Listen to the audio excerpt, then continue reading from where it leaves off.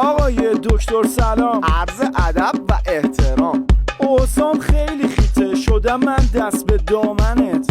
بگو بینم چی شده جوون، نبینم اصلا ناراحتت. از اونجا که فشار رو من از سمت یه امتی بود، سپردمش به خانواده و ازدواجم سنتی بود. سلیقه‌مو گفته بودم، اسکینی ریزه و مانکنی بود. روز عقد دیدم ایشونه که خط قرمزش رژیم و جیم و لاغری بود. طول و عرضش یکیه و سمت شاگرد تاب داره، ولی خودش معتقده که بنده فقط سر معده‌ام باد داره.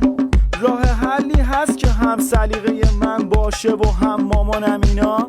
همه جوره خدمات داریم، از نوک سر تا کف پا تو لومینا.